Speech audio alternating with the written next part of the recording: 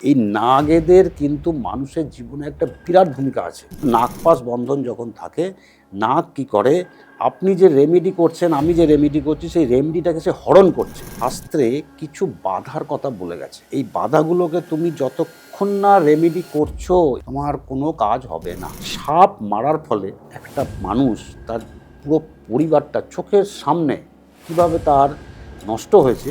সাপ যখন সন্ধ্যেবেলা ফিরেছে, দেখছে তার বাসা পুরো ভাঙা, তার সমস্ত ডিম ভেঙে দিয়েছে। সাপ রাত্রিবেলা স্বপ্নে ওই শেঠজিকে বলছে যে আমি তো কোনো ক্ষতি করিনি। স্বপ্নে দেখছে একটা হিউম্যান, কিন্তু লাস্টে যখন সে আমাকে বলে চলে যাচ্ছে, তখন সে একটা সাপের আকার নিয়ে চলে গেল। সাপ দেখলেই মানে সে তাড়া করে গিয়ে মেরে দিয়ে আসবে, খুঁজে পেতে মেরে দিয়ে আসবে। 3টে সন্তান আমি আপনার প্রিভিয়াস জীবনের ছক বানিয়ে দিতে পারি। বাসুকি যিনি আছেন, তিনি আমাদের পৃথিবীকে ধারণ করে রেখেছে। এবার এটা মানে পৌরাণিক গল্প হতে পারে, কিন্তু নাগ জাতি বলে আমাদের শাস্ত্রে কিন্তু প্রমাণ পাওয়া যায়। জ্যোতিষে পিশাচ দোষ বলেও একটা দোষ আছে। সব থেকে বড় কথা, শিবকে পুজো করলে সব দেবী দেবতার পুজো হয়ে যায়। মানস পূজা হচ্ছে শ্রেষ্ঠ পূজা, যদি তুমি মানস পূজাটাকে ঠিকমতো করতে পারো। যেমন জন্মের সময় হয়, মৃত্যুর সময় এবং তারিখ এবং কোন স্থানে সে মারা গেছে। তো একটা যেমন আমরা বার্থ চার্ট তৈরি করি, তেমনি ডেথ চার্ট তৈরি হয়, এবং সেই মানুষটার গতিটা কোন দিকে হচ্ছে, আবার তার রিবার্থ হবে কিনা। নমস্কার বন্ধুরা, এতক্ষণ আপনারা দেখে নিয়েছেন। আজকে আমার সঙ্গে প্রধান অতিথি হিসেবে আছেন আনন্দ কৌশিক শাস্ত্রী মহাশয়জি। নমস্কার। নমস্কার। অসংখ্য ধন্যবাদ আপনাকে আমাদের ডাকে সাড়া দিয়ে আমাদের পডকাস্টে আসার জন্য।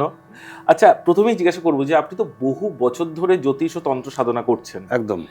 সেই জায়গা থেকে আমার যেটা প্রথম প্রশ্ন মাথায় আসছে, যে আমরা কিন্তু যে জ্যোতিষ বা যে তান্ত্রিকের কাছেই যাই না কেন, রেমেডি বলে দেয় এবং সেই রেমেডি নিয়ে মানুষের বাড়ি ফেরা পর্যন্ত আনন্দে থাকে। কিন্তু যত দিন যায় দেখতে পাই যে সে আস্তে আস্তে নিরাশা বাড়তে থাকছে, কারণ রেমেডি সেইভাবে কাজ করে না। এটা কেন হয়? হ্যাঁ, এটা হচ্ছে যে প্রথমত দেখুন, বহু মানুষ আছে যারা বহু জ্যোতিষীর কাছে যাচ্ছে এবং যে যেমন রেমেডি বলছে নিয়ে যেমন চলে এসে রেমেডি করে বলছে, ফেলছে। করছে, সবই করছে, কিন্তু দেখা যাচ্ছে যে তার রেমেডি করছে, কিছুদিন বাদে তার মধ্যে হতাশা আসছে, দূর আমি এত টাকা খরচা করলাম, বেকার কাজ করলাম। হচ্ছে না, বেকার হচ্ছে না। তখন সে উল্টে কি করছে, জ্যোতিষীকে বা তান্ত্রিককে সে খারাপ বলছে, বা জ্যোতিষ সাবজেক্টটাকেই ভণ্ড বলছে। সাবজেক্টটাকেই ভণ্ড বলে দিচ্ছে। এখন এর যে উত্তরটা, এটাও জ্যোতিষ শাস্ত্রের মধ্যেই আছে। জ্যোতিষ শাস্ত্র একটা বিরাট ভাস্ট, ঠিক কথা, সমুদ্র। এখন ব্যাপারটা কি হচ্ছে, সাধারণত লোকে কোনো সমস্যায় পড়লে প্রথমেই চলে যাচ্ছে তান্ত্রিকের কাছে। এবার উনি হয়তো বলছে যে একটা হোমযজ্ঞ করতে হবে বা অমুক কবচ একটা আপনাকে ধারণ করতে হবে, কিন্তু সে ওই মানুষটার, যাকে আমরা জ্যোতিষের ভাষায় বলি জাতক বা জাতিকা, তার হরস্কোপটা দেখলো না। এইবার আমাদের শাস্ত্রে কিছু বাধার কথা বলে গেছে, এবং সেই বাধাগুলো জ্যোতিষশাস্ত্রই বলছে যে এই বাধাগুলো আছে, এই বাধাগুলোকে তুমি যতক্ষণ না রেমেডি করছো, এর প্রতিকার করছো, তোমার কোনো কাজ হবে না। তো এর মধ্যে একটা বাধা হচ্ছে নাগপাশ বন্ধন। নাগপাশ বন্ধন, আচ্ছা। পাশ মানে কি? পাশ মানে হচ্ছে বেঁধে ফেলা কাউকে। এই যে নাগপাশ বন্ধন, এর একটা উদাহরণ আমরা পাই প্রত্যক্ষভাবে রামায়ণে। কীরকম? রামায়ণে একটা অস্ত্র ছিল ইন্দ্রজিতের কাছে, তার নাম হচ্ছে নাগপাশ। সেই নাগপাশ যখন সে ছেড়েছিল, রাম এবং লক্ষ্মণ সমেত একটা তাদের যে সুগ্রীব টুগ্রীব এরকম একটা বিরাট অংশকে দেখা গেল সাপেরা পুরো বেঁধে ফেলেছে, এবং ওই সাপের যে বিষে তারা প্রত্যেকে অজ্ঞান হয়ে গেছে। এটা মহাভারতেও আছে। ইয়ের কাছে ছিল, কর্ণের কাছে নাগ অস্ত্র। সেই অস্ত্র অ্যাক্টিভ করলে কি হবে না, সাপ এসে শুধু বেঁধে ফেলছে না, তীক্ষ্ণভাবে সে কামড়াচ্ছে, সেই মানুষটাকে তীব্র কষ্ট দিচ্ছে। তখন হনুমানজি কি করলেন, জাম্ববানের সাথে কথা হলো, তখন কি হলো, গরুড়কে নিয়ে আসা হলো। সাপের একমাত্র শত্রু কিন্তু গরুড়। গরুড় আসার সাথে সাথে, গরুড় ওখানে ল্যান্ড করার সাথে সাথেই কিন্তু সাপেরা ওই পুরো ছেড়ে চলে গেল। এখন এই নাগপাশ বন্ধন যেটা আছে, বহু জ্যোতিষী, আমি চ্যালেঞ্জ করে বলবো, জানেই না ছকে কোন কানেকশন থেকে এই নাগপাশ বন্ধন তৈরি হয়। এটা শুধু যে তার রেমেডি কাজ করবে না তা নয়, তার এটা একটা কার্মিক বন্ধন, এটা তাকে না ব্লক করে দেয়, তার হরস্কোপটা ব্লকড হয়ে যায়। এটা কি জন্মের সাথে সাথেই জানা যায় হরস্কোপ হ্যাঁ, বিচার করলে? একদম জন্মের সাথে সাথে জানা যাবে। এবং এটা হচ্ছে যে কার্মিক একটা বন্ধন থাকে, এর সাথে কিন্তু কালসর্পের কোনো সম্পর্ক নেই, এটা পুরোপুরি আলাদা। আলাদা। কালসর্প অন্য জিনিস, কালসর্প তো ক্লিয়ার দেখা যাচ্ছে, ঠিক আছে। এবং কালসর্পের বহু মানুষ থাকে যাদেরকে আমি দেখেছি জীবনে সফল হয়েছে, বহু সব আছে, সমস্যা আছে কিন্তু সফল হয়ে গেছে। কিন্তু নাগপাশ বন্ধন যখন থাকে, নাগ কি করে, আপনি যে রেমেডি করছেন, আমি যে রেমেডি করছি, সেই রেমেডিটাকে সে হরণ করছে, কোনো কাজে লাগছে কোনো কাজে লাগছে না। তখন আমাকে কি করতে হবে, তখন আমাকে তার উপযুক্ত আগে রেমেডি করে নিতে হবে, মানে আগে নাগপাশ বন্ধনটাকে কাটাতে হবে। নাগপাশ বন্ধন কাটিয়ে নিয়ে, না হলে দেখা যাবে সে জীবনে এগোতেই পারছে না, অথচ তার ট্যালেন্ট আছে, সবই আছে, কিন্তু সে জীবনের এগোনোর জায়গায় সে ধাক্কা খাচ্ছে বারবার করে, কারণ ওকে তো বেঁধে দিয়েছে, ও পাশ আটকে গেছে। কেমন তেমনি এইরকম।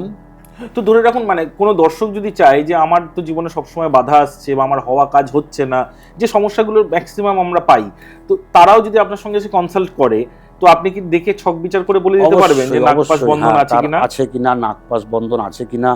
এছাড়াও নাগপাশ বন্ধন ছাড়াও আরও একটা জিনিস আছে, সেটা হচ্ছে যে রাহু এবং কেতু, যাদেরকে আমরা সাপ বলে থাকি জ্যোতিষশাস্ত্রে, তাদের একটা বিশেষ পজিশন ছকে তৈরি হলে ওরাও কি করে রেমেডি, মানে সেক্ষেত্রে হচ্ছে যে মন্ত্র বা কোনো যাগযজ্ঞ করা, হোম ইত্যাদি, বা কেউ নিয়মিত মন্ত্র জপ করছে, কোনো স্তোত্রকে জপ করছে, তাকে হয়তো জ্যোতিষী বা কোনো পণ্ডিতজি বলে দিয়েছে যে আপনি এটা করুন নিয়মিত, কিন্তু সে ফল পাচ্ছে না। তার কারণ হচ্ছে ওই রাহু কেতু ওটাকে হরণ করে নেয়, মানে নাগ, রাহু কেতু মানে নাগ। একটা হচ্ছে নাগপাশ বন্ধন আছে, একটা হচ্ছে আরেকটা কানেকশন আছে। তো এই যে সাপ যে আছে না, স্নেক বা সাপ, বা আমাদের সংস্কৃতে বলা হয় নাগ, এই নাগেদের কিন্তু মানুষের জীবনে একটা বিরাট ভূমিকা আছে। আমার নিজের ব্যক্তিগত চোখে আমি দেখেছি, সাপ মারার ফলে একটা মানুষ তার পুরো পরিবারটা চোখের সামনে কিভাবে তার নষ্ট হয়েছে, আমার নিজের চোখের সামনে দেখা। মানে এটা কি সাপের অভিশাপ? অভিশাপ। আমাদের প্রাচীন শাস্ত্রে আছে, ভৃগু সংহিতা আমাদের জ্যোতিষশাস্ত্রের সব থেকে প্রাচীন মহর্ষি পরাশর যে বৃহৎ পরাশর হোরাশাস্ত্র লিখেছেন, তারও আগে হচ্ছে ভৃগু সংহিতা। ভৃগু সংহিতাতে এরকম একটা কাহিনী আছে যে মহর্ষি ভৃগু লিখেছেন, একজন ব্যবসায়ী যাকে শেঠ বলা হয়, শেঠজি, তো এর বাড়িতে শেঠজি বাজারে যাচ্ছে সকালবেলা, একদিন হঠাৎ দেখলো তার বাড়ির ভিতর থেকে একটা গর্ত থেকে একটা সাপ বেরিয়ে এসে আর চলে গেল, মানে বাস্তু সাপ। হ্যাঁ। তখন শেঠজি, তার বাড়িতে ছোট ছোট বাচ্চা আছে, মানে 2-3 বছরের বাচ্চা, তখন শেঠজি তার বাড়ির যে চাকর তাকে বললো, দেখ ওখানে সাপের গর্ত আছে, হ্যাঁ একটু দেখ, ওটা মানে হয়তো বাচ্চাদের কামড়ে দিতে পারে। তো সে চাকর কী করেছে, যখন খুঁড়েছে গর্তটা, তখন দেখছে সেখানে ডিম রয়েছে, ওটা মা সাপ ছিল, সে হয়তো কোনো কারণে খাবারের জন্য মানে বেরিয়েছে, ওই ডিম ফিম সব ভেঙে দিয়েছে। এবার ডিম ভাঙা মানে তো বাচ্চাগুলো সব মরে গেল, মা তো সেই এরম গোল করে বসে থাকে ডিম নিয়ে। সাপ যখন সন্ধ্যেবেলা ফিরেছে, দেখছে তার বাসা পুরো ভাঙা, তার সমস্ত ডিম ভেঙে দিয়েছে। সাপ রাত্রিবেলা স্বপ্নে ওই শেঠজিকে বলছে যে আমি তো তোর কোনো ক্ষতি করিনি, তুই আমার সন্তানদের মারলি কেন? ঠিক আছে, এটা কিন্তু ভৃগু সংহিতা আছে। এবং সে কী করলো, সে কিন্তু শেঠজিকে মারলো না, সে কিন্তু তার সন্তানদের একে একে মানে দংশন করে মেরে দিল। পরবর্তী জীবনে যখন ওই শেঠজি নতুন জন্ম পেল আবার পরের জন্মে, তখন কিন্তু সে ওই বন্ধনটা নিয়ে তৈরি হয়ে গেল। আচ্ছা, ঠিক আছে। আবার এরকম কেস দেখেছি, মানে এটা আমি আমার একদম নিজের চোখে দেখা। আমার এলাকায় একজন ছিলেন, উনি খুব উচ্চপদস্থ সরকারি চাকরি করতেন, পুলিশে, কলকাতা পুলিশে। সাপ মারতো, সাপ দেখলেই মানে সে তাড়া করে গিয়ে মেরে দিয়ে আসবে, খুঁজে পেতে মেরে দিয়ে আসবে। 3টে সন্তান, প্রথম সন্তানটি ছেলে, দ্বিতীয় সন্তানটি মেয়ে, তৃতীয় সন্তানটা এখনকার দিনে যাদেরকে আমরা বলি যে অটিস্টিক। আচ্ছা, স্পেশাল চাইল্ড। হ্যাঁ, তখন এই কনসেপ্টটা ছিল না। এবার তাকে স্কুলের পিছনে লাগতো ছোট ছোট বাচ্চারা। আস্তে আস্তে অটিস্টিক না কেয়ার করার ফলে আস্তে আস্তে তার মধ্যে আরও জড়তা বাড়তে থাকলো। বড় ছেলেটা একটা সময় পুরো লাফাঙ্গা হয়ে গেছিল, খারাপ লাইনে চলে গেল। কিন্তু হঠাৎ করে বড় ছেলেটা মানে ওর এমন অবস্থা যে ওর আত্মীয় স্বজন ওকে বাড়িতে এন্টারটেন করতো না, মানে চুরি করে নিত, কোনো জিনিস মানি ব্যাগ খোলা রয়েছে নিয়ে নিচ্ছে, মদ খায়, গাঁজা খায়, মানে একদম কুসঙ্গে পড়ে গেছে। বাবা মারধর করেও তাকে ফিরিয়ে আনতে পারেনি। কিন্তু 8-10 বছর বাদে আমরা নিজেরা দেখলাম ছেলেটার মধ্যে মানে মিরাকেল চেঞ্জ, ও পুরো ভালো হয়ে গেল এবং একটা স্থানীয় নেতাকে ধরে তাকে একটা সরকারি চাকরির ব্যবস্থা হলো। যেদিনকে ও জয়েন করবে আগের দিন ও মাকে বলল দুপুরবেলায় যে তুমি ভাতটা বাড়ো, আমি পুকুরে চান করে আসি। মানে বন্ধুদের নিয়ে পুকুরে চান করতে গেল, ও ডাইভ মারলো আর উঠলো না, বুক পুরো ফেটে গেছে, এমনভাবে পড়েছে যে বুক পুরো ফেটে সেই বডি নিচে তলিয়ে গেল। তারপর তাকে ডুবুরি ফুবুরি এনে খুঁজে তোলা হলো। এবার ওনার মেয়ের মানে পরিণামটা শুনুন, মেয়েকে বিয়ে দিল ভালো ফ্যামিলিতে, সেখানে পুড়িয়ে মেরে দিল। বাবা পুলিশের অফিসার হয়ে কিচ্ছু করতে পারেনি। আজকে স্বামী স্ত্রী জন্য নেই, পুরো জমি জায়গা তাদের, তার এক মানে ভাইপো, মানে ভদ্রলোকের ভাইপো আর কি, তাকে লিখে দিয়েছে শর্ত কি ওই ছেলেটাকে দেখতে হবে। ওই ছেলেটা তো পাগল হয়ে হাফ প্যান্ট পরে রাস্তায় ঘুরে বেড়ায়। তাহলে আপনি বুঝুন যে অভিশাপ কিভাবে মানুষটা ক্যারি করে নিয়ে আসলো। ঠিক আছে, সর্বনাশ। মানে সত্যি মানে এরকম হয় বা হতে পারে? হয়। তো এটা শুধু সাপের ক্ষেত্রেই কেন, মানে অন্য প্রাণী মারলে সেটা হয় না কেন? আমাদের শাস্ত্রের একটা বিশেষ সম্পর্ক আছে, তার কারণ হচ্ছে আমরা প্রথমেই বলছি যে বাসুকি যিনি আছেন তিনি আমাদের পৃথিবীকে ধারণ করে রেখেছে। এবার এটা মানে পৌরাণিক গল্প হতে পারে, কিন্তু নাগ জাতি বলে আমাদের শাস্ত্রে কিন্তু প্রমাণ পাওয়া যায়। এবং শুধুমাত্র ভারতবর্ষ বলে নয়, এশিয়ান বহু দেশে কিন্তু সাপকে পুজো করা হয়। পুজো করা হয়, আবার বিক্রি করে খাওয়াও হয়। আজকে চায়না বলুন, ব্যাংকক বলুন, খাচ্ছে। কিন্তু থাইল্যান্ডে যদি আপনি থাইল্যান্ড এয়ারপোর্টে যান দেখবেন ওখানে সমুদ্র মন্থন, মন্থনের স্ট্যাচুটা করা আছে। থাইল্যান্ডে সাপের আলাদা নাম আছে, ভিয়েতনামে আছে। ভিয়েতনামের আগে নাম ছিল হচ্ছে আমাদের রামায়ণ মহাভারতের যুগে ওর একটা অন্য নাম ছিল, ঠিক আছে। তারপরে কম্বোডিয়া, তারপরে বার্মা নাম হয়েছিল। বার্মা তো এখানে সব জায়গাতে, এমনকি শ্রীলঙ্কাতে একটা দেবী আছে যার নাম ওদের ভাষায় ওটাকে অনুবাদ করলে মনসা হয়ে যায়। আচ্ছা, ঠিক আছে। আর একটা আমি এরকম ঘটনা দেখেছি, তখন আমি একটা সময় আমার গুরুদেবের সঙ্গে থাকতাম, বহু জায়গায় আমি থেকেছি। গুরুদেব কোথায় থাকতেন? ওনার আশ্রম? উনি আশ্রম নেই, উনি একদমই মানে সর্বত্যাগী মানুষ, কিন্তু খুবই হাই ফ্যামিলি থেকে উনি বিলং করেন এবং খুব এডুকেটেড উনি, ঠিক আছে। তো উনি আশ্রম টাশ্রম করার প্রতি ওনার কোনো ঝোঁক নেই। বহু মানুষ বলতো, কিন্তু উনি করেনি কোনোদিন। তো আমরা বিভিন্ন জায়গায় থাকতাম। আমরা ধরুন মধ্যপ্রদেশে অমরকণ্টকে থেকেছি, গুজরাটে থেকেছি। অমরকণ্টকে আমাদের জঙ্গলের মধ্যে একটা ঝুপড়ি আছে, মানে সেইখানে মেন জায়গা। মাঝে মাঝে আমরা এদিকে অনেক আমলকির গাছ আছে। হ্যাঁ, আমি অমরকণ্টকে গেছি। এইবারে কি হলো, আচ্ছা, অমরকণ্টকে ওই জায়গাটার নাম কি বলুন তো, যেখানে মন্দিরগুলো জলে ডুবে যায়, কিছু সাদা সাদা মন্দির আছে একটা জায়গায়? হচ্ছে আপনার নর্মদা মন্দির, নর্মদা মানে কুণ্ড বলা হয়, ওখান থেকে নর্মদাটা উঠছে আর কি, ঠিক আছে। এটাও একটা মানে সত্যি মিরাকেল। কিন্তু এইবারে আমরা একবার আমার গুরুদেবের এক ভক্ত আছেন, তিনি চণ্ডীগড়ে থাকেন। তিনি তখন চণ্ডীগড়ের ছিলেন রেভিনিউ কমিশনার। আচ্ছা, মানে বিরাট বড় পোস্ট। তার বাড়িতে আমরা ছিলাম। তো তার বাড়িতে অনেকে আসতো ওনার সাথে আমার গুরুদেবের সঙ্গে মিট করতে, ধ্যান ট্যান হতো। তো একদিন একটা ছেলে এসছে, তার বয়স মোটামুটি তখন ওই 32-33 বছর। তা সে এসে আমার গুরুদেবকে বললো একটু আমার বাড়িতে যেতে হবে। ওর বাড়িটা হচ্ছে চণ্ডীগড়, যে রেল লাইনটা আছে, স্টেশন একদিকে চণ্ডীগড়, একদিকে হচ্ছে পঞ্চকুলা। এটা পঞ্চকুলাতে বাড়ি। তো ছেলেটা আমার গুরুদেবের সামনে বসে মানে নানা কথার পরে যেটা বললো, আমি পুরো স্টান্ট হয়ে গেলাম শুনে। ও বলছে ছেলেটা কতখানি ট্যালেন্টেড। ও 3 বার ইউপিএসসি সিভিল সার্ভিস দিয়েছে, প্রিলিমিনারি ক্লিয়ার করেছে, ফাইনাল ক্লিয়ার করেছে, ভাইভাতে গিয়ে ক্যান্সেল হয়ে যাচ্ছে। এ বাবা। ওকে। ওর 2 ভাই মারা গেছে। লাস্ট 3 নম্বর ভাইটা লাস্ট 1.5 মাস 2 মাস আগে মারা গেছে। তার মৃত্যুটা খুব প্যাথেটিক। সে দিল্লি এইমসে ছিল। তাকে সকালবেলায় ডাক্তার আগের দিন বলেছে এনাকে সকাল 10টায় রিলিজ করে দেবো। এবার তখনও ওই স্যালাইনের পাইপ টাইপগুলো লাগানো ছিল।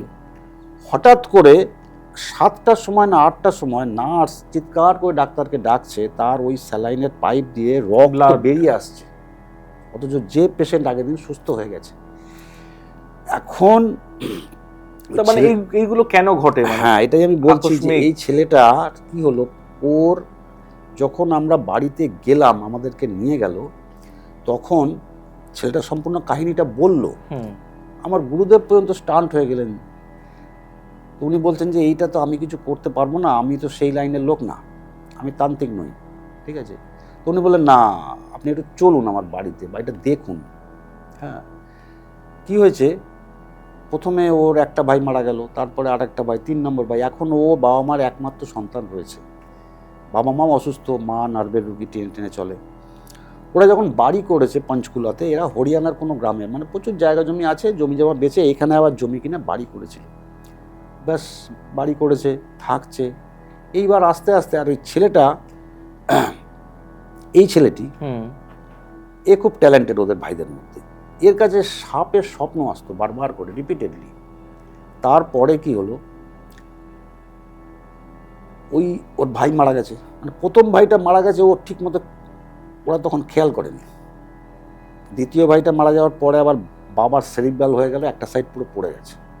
এর মধ্যে মায়েরও আস্তে আস্তে রোগ বাড়তে থাকলো, নার্ভে হাঁটাচলা করতে পারে না। ওরা তখন কোনো তান্ত্রিককে যোগাযোগ করে। তো তান্ত্রিক বলে তোমাদের বাড়িতে কোনো বাধা আছে, ভূত প্রেত।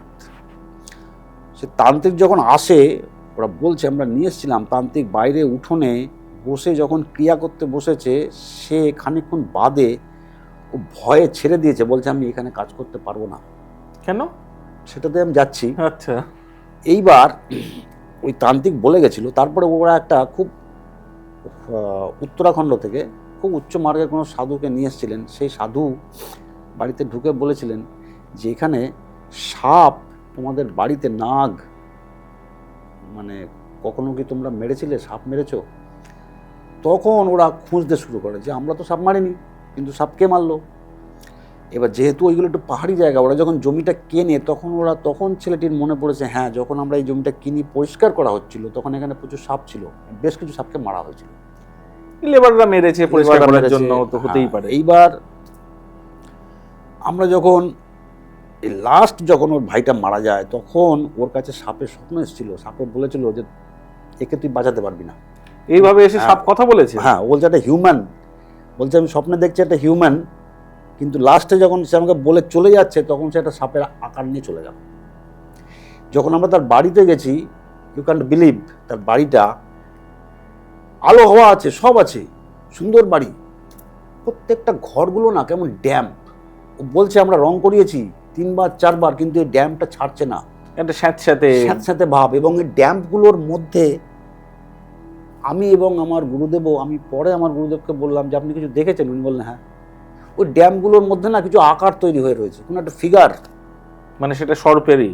হ্যাঁ, নানা রকমের মানে ফিগার। এবং সেগুলো যতবারই, ওরা বলছে আমরা প্লাস্টার চটিয়ে পর্যন্ত করেছি, কিছুতেই কিছু হচ্ছে না, অথচ বাইরে থেকে প্রচুর রোদ ঢোকে বাড়িতে, ঠিক আছে। ওই যে সাপগুলো মেরেছিল, ওই অভিশাপে মানে ওর একে একে একে একে ওকে, এবার ও বলছে আমি জানি আমাকেই বাঁচিয়ে রাখবে, ঠিক আছে। এবার হয়তো ওর সাথে কোনো ওর প্রিভিয়াস বার্থের কোনো লিঙ্ক ছিল।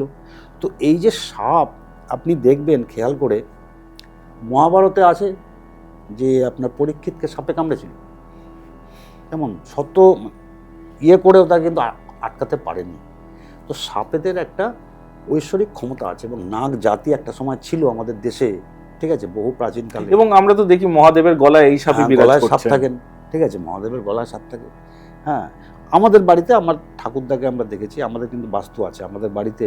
আমার ঠাকুরদা, আমরা মানে বড়জোর তাড়িয়ে দেবে, কিন্তু মারতে বারণ করা হতো আমাদের, ঠিক আছে। তো এইগুলো ব্যাপার হচ্ছে কি, যেমন আজকে একটা বললাম যে সাপের যে একটা অভিশাপ থাকে, নাগপাশ বন্ধন আছে, কালসর্পটাও কিন্তু পূর্বজন্মে কোনো না কোনোভাবে সাপকে মারার ফলে তৈরি হয়। এবং দেখা যায়, আমি বহু ছকে দেখেছি, বাবার ছকে আছে, ছেলের ছকেও আছে, বা মেয়ের ছকেও আছে, মানে ওটা পরপর ক্যারি ফরওয়ার্ড। হ্যাঁ, ক্যারি ফরওয়ার্ড করছে, ঠিক আছে।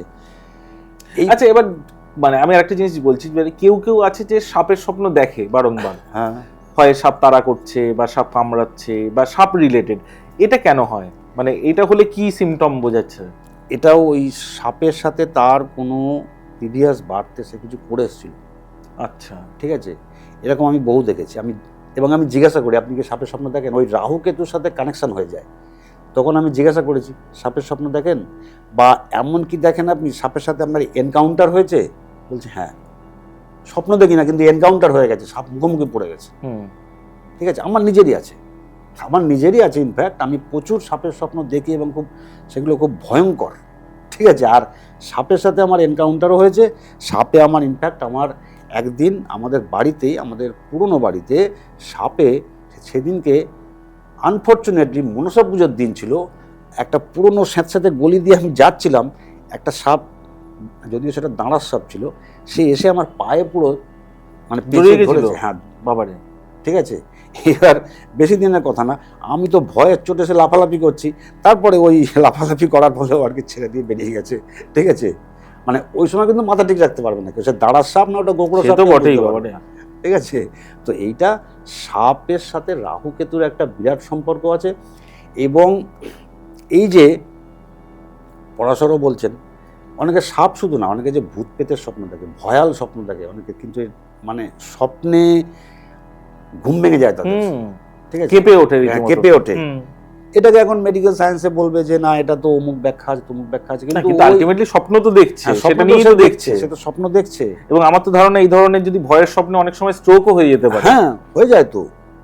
আমার নিজের ক্ষেত্রে আমি দেখেছি, মোটামুটি ওই প্রথম রাতে আসে না, স্বপ্নগুলো আসে 2:30-3টের পর। ঠিক আছে, হ্যাঁ। এইবারে হচ্ছে যে সাপ যেমন আছে, তেমনি আর একটা জিনিস আছে, সেটা হচ্ছে পিশাচ, পেট পিশাচ যাকে আমরা বলি, এটাও কিন্তু জ্যোতিষে আছে। কিরকম ভাবে? এটাও জ্যোতিষে আছে। জ্যোতিষে পিশাচ দোষ বলেও একটা দোষ আছে।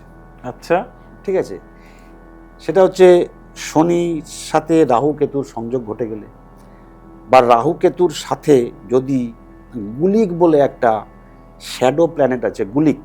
ঠিক আছে, এই গুলিক সাধারণত বর্তমানে যে আমরা সফটওয়্যার ব্যবহার করি ওখানে পাওয়া যায়, ওখানে ক্যালকুলেশন করা থাকে যে গুলিক কোথায় আছে। ওই গুলিকের সাথে যখনই রাহু কেতুর কোনো সম্পর্ক হয় এবং কিছু বিশেষ ভাবের সম্পর্ক তৈরি হয়, তখন দেখা যায় যে তার ওপরে প্রেত বাধা বা পিশাচ বাধা তৈরি হয়ে গেছে।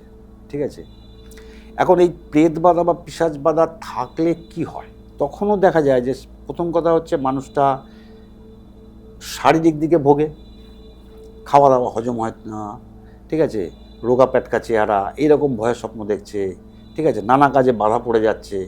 ঠিক আছে, তো এইটা ওই প্রেত বা পিশাচ বাধা থেকে হয়। আর একটা কারণে হয়, কোনো বাড়িতে যখন নেগেটিভিটি তৈরি হয়। এখন এই নেগেটিভিটি কী হয়? প্রেত বা পিশাচ বা ভূত তো আমরা চোখে দেখি না, কিন্তু আমরা ফিল করি, অনুভব করি, কিন্তু সে আছে, তার একটা অস্তিত্ব তো অবশ্যই আছে।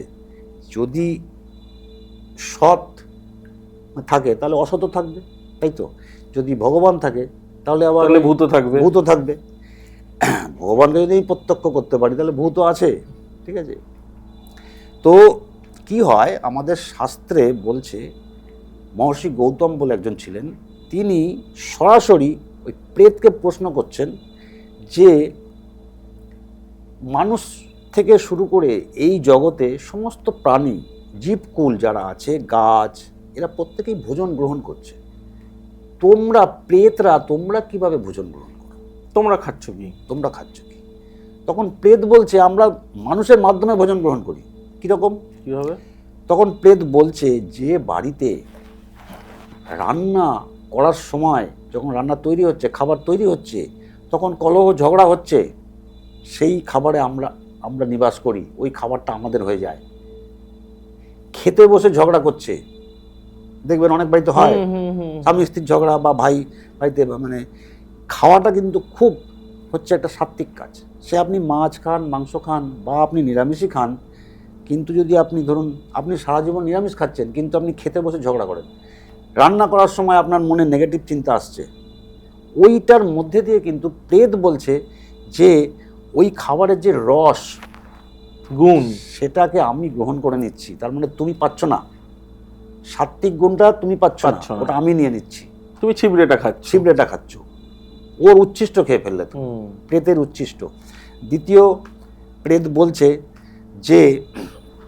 যে বাড়িতে, এগুলো কোথায় লেখা আছে? এগুলো আমাদের শাস্ত্রে আছে, মহর্ষি গৌতম স্কন্দ পুরাণে আছে এটা। আচ্ছা, ঠিক আছে, গরুর পুরাণে আছে, Okay. নারদ পুরাণে আছে, এর মধ্যে এগুলো সব আছে। মূলত আমরা বর্তমানে যে প্রেতকর্ম বা শ্রাদ্ধকর্ম এগুলো করি, এগুলো গরুর পুরাণের মতকে আমরা ফলো করি, ঠিক আছে। তারপরে প্রেত বলছে যে যেখানে কেউ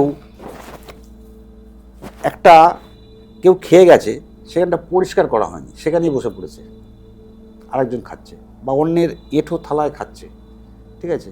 এইগুলোর ক্ষেত্রে প্রেত বলছে যে ওই খাবারের কিন্তু মানে এটা তো অনেক সময় হয়, হয়তো মানে ছেলে খেতে খেতে উঠে গেল বা মা খাওয়াচ্ছিল, ওই থালাতেই মাও দুমুঠো ভাত নিয়ে খেয়ে নিল। হ্যাঁ, ওইটার ক্ষেত্রে ঠিক আছে, বাবা মা খাচ্ছে। কিন্তু যেখানে ধরুন আমরা কোনো একটা হয়তো পংক্তি ভোজন করছি বা কোনো ইয়েতে, ঠিক আছে, সেগুলোর ক্ষেত্রেই এগুলো মূলত বলা হয়, ঠিক। আচ্ছা, কেমন? তবে বাড়িতেও এটা করা উচিত নয়। দ্বিতীয় হচ্ছে যে আগেকার দিনে আমরা মেঝেতে খেতাম, এখন আমরা টেবিলে খাই। তো একজন খেয়ে উঠে যাওয়ার পরে কিন্তু সেটা পরিষ্কার করে নেওয়া উচিত সেইখানটা, দেখবেন অনেক বাড়িতে করে নেয়। আচ্ছা, আর একটা জিনিস হচ্ছে যে খাবার যখন আমরা গ্রহণ করি, অনেকে আছে স্টেপ ফরওয়ার্ড বসে পড়ে। নিয়ম হচ্ছে কিন্তু যে খাবারটা ঈশ্বরকে নিবেদন করে নিতে হয়, তার জন্য অনেক মন্ত্র আছে, বেদের মন্ত্র আছে। আচ্ছা, একটু আমাদের দর্শকদের সুবিধার জন্য আপনি যদি একটা মন্ত্র বলেন, এই খাওয়ার সময় কোন মন্ত্রটা বলা উচিত? হ্যাঁ, এই যে মন্ত্রটা আছে এটা হচ্ছে গীতার মন্ত্র। গীতাতে আছে, বেদেরও অনেক রকম মন্ত্র আছে। তো এটা হচ্ছে গীতাতে আছে, এটা আমি দর্শকদের জন্য বলছি। ওম ব্রহ্মার্পণং ব্রহ্মহবিঃ ব্রহ্মাগ্নৌ ব্রহ্মণাহুতং ব্রহ্মৈব তেন গন্তব্যং ব্রহ্মকর্ম সমাধিনা। শুধু এইটুকু বললেই হবে, হাতটা জোর করে, যে ব্রহ্মার্পণং মানে আমি ব্রহ্মকে অর্পণ করছি, আমার নয়, আমি ব্রহ্ম। কারণ আমাদের বেদ উপনিষদ বলতে তুমিই ব্রহ্ম, ঠিক আছে। তো ব্রহ্মকে ব্রহ্মের জিনিস আমি ব্রহ্মকে দিলাম। ব্রহ্মাগ্নি মানে ব্রহ্মের অগ্নি জ্বলছে কোথায়? এই যে আমার পেটে, কেমন? তো সেখানে যজ্ঞ, ওই যে অগ্নিতে আমি আহুতি দিচ্ছি, কেমন? আমি খাচ্ছি ঠিকই, আমার শরীর খাচ্ছে, কিন্তু ব্রহ্ম খাচ্ছে না ওটা, কেমন? আচ্ছা, আমাকে একটা জিনিস বলুন, সেটা হচ্ছে এখন তো বর্তমানে সবাই চেয়ার টেবিলে বসে খায়, আবার আগেকার দিনে শাস্ত্র মতে আমরা দেখতাম যে মেঝেতে বসে খাবারের চারিদিকে একটু জল ছিটে দিয়ে তারপর অন্ন শুরু করতো। তো কি মেঝেতে বসেই মানে এইভাবে খাওয়াটা উচিত, নাকি চেয়ার টেবিলেও খাওয়া যায় বা খাটে বসেও খাওয়া যায়? না, খাটে বসে তো একদমই নয়। কারণ আমাদের জ্যোতিষ শাস্ত্রে বা আমাদের শাস্ত্রেও বলছে খাটে কিন্তু লক্ষ্মীর বাস, শুক্র থাকেন খাটে।